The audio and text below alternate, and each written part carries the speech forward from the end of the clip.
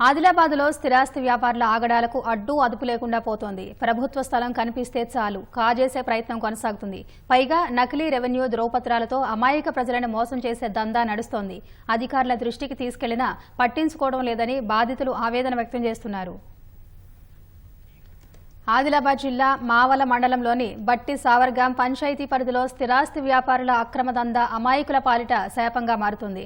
దుబ్బగోడలోని 72 survey నెంబర్లోని 6 ఎకరాల భూమిని 2015లో పేదల ఇళ్ల కోసం ప్రభుత్వం కేటాయించింది.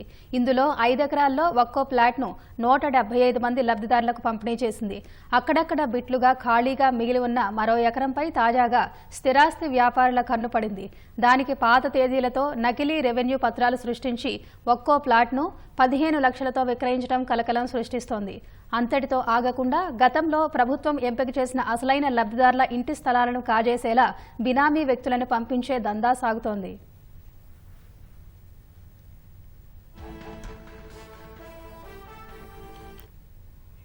దశాబ్దం కిందట దుబ్బగోడలోని ఎకరం భూమి ధర లక్షల్లో ఉంటే ఇప్పుడు కోట్లు పలుకుతోంది. ఫలితంగా అక్కడ ఖాళీ స్థలాలను కాజేయడం కోసం స్థిరాస్తి వ్యాపారుల నకిలీ పత్రాలు సృష్టించడం కలకలం సృష్టిస్తోంది.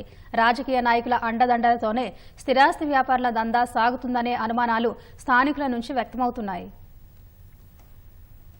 मेरे जगह में दूसरे औरत को लाके बिठा दिए।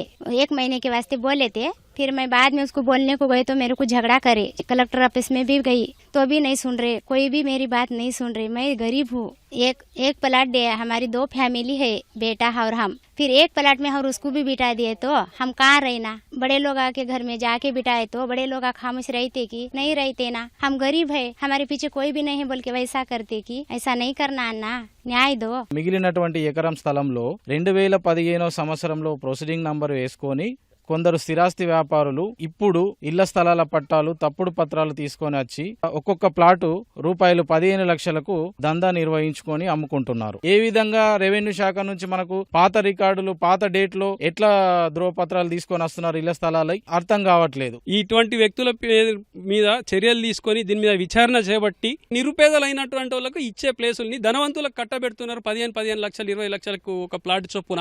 ఇది ఎట్లా కరెక్ట్ అవుతుంది? దీన్ని అధికారులు దృష్టిలో ఈ రకంగా తీసుకొస్తున్నాం. ఇటువంటి ఆస్తుల్ని ప్రజాధనాన్ని కాపాడి అందరికీ న్యాయం చేయాలని కోరుకుంటున్నాం. ప్రభుత్వ స్థలాలు ఎంత ఉన్నాయి, ఎక్కడెక్కడ ఉన్నాయి రెవెన్యూ అధికారులకైతే టోటల్ తెలుసు. మరి వీటిని కాపాడేదానికి ఎందుకు ముందుకు వస్తలేరు? మరి ఆ తప్పుడు ధృవపత్రాలు ఎక్కడికి వెళ్ళి వస్తున్నాయి? రెవెన్యూ అధికారుల నుంచి వస్తున్నాయి కదా, ఎవరైతే చెయ్యరు కదా. మరి అది మీరు చేస్తున్నారా లేకుంటే వేరేవాడు చేస్తున్నాడా? ఆ రెవెన్యూ అధికారులే న్యాయ విచారణ చెప్పి మీతోటి జరుగుతున్నాయా లేకుంటే ప్రైవేట్ వ్యక్తితోటి జరుగుతున్నాయా? వీటిని విచారణ చేసి వెంటనే ఎవరైతే తప్పుడు ధృవపత్రాలు సృష్టించడం అని మీద చర్య తీసుకోవాలా. ప్రభుత్వ భూముల్ని కాపాడి నిరుపేదలైన వాళ్లకు పంచండి. కొంతమంది దుబ్బగోడలో ప్రభుత్వ స్థలాలను ఆక్రమిస్తున్నట్టు ఇటీవలే మా దృష్టికి వచ్చిందని మావల తహసీల్దార్ వేణు తెలిపారు. క్షేత్రస్థాయికి వెళ్లి వాస్తవాలను పరిశీలిస్తామన్నారు. ప్రభుత్వం ఎంపిక చేసిన లబ్ధిదారులకు అన్యాయం జరగకుండా చూస్తామని హామీ ఇచ్చారు. అక్రమాలకు పాల్పడిన వారిపై చర్యలు తీసుకుని అవసరమైతే క్రిమినల్ కేసులు నమోదు చేస్తామని ఆయన తెలిపారు. సార్ దుబ్బగూడలో 175 ప్లాట్స్ ఇచ్చాం సార్, నెంబర్ 72 సార్. దాంట్లో 2015లో ఇచ్చాం సార్. ఇది ఎవరైతే 175 ప్లాట్ ఓనర్స్ ఉన్నారో వాళ్ళు ఎలిజిబుల్ అవుతారు. మిగతా వాళ్ళు ఎంక్రోచ్మెంట్ అనేది బినామీ పట్టాలు ఏమైనా ఉంటే సృష్టించి అట్లా ఏమైనా చేస్తే మేము వాళ్ళపైన ఇల్లీగల్ యాక్షన్ అంటే కేసెస్ వాళ్ళ ఫైల్ చేస్తాం సార్. అన్నీ తెలిసినా యంత్రాంగం ఎందుకు చర్యలు తీసుకోవటం లేదనేది చర్చనీయాంశమవుతోంది.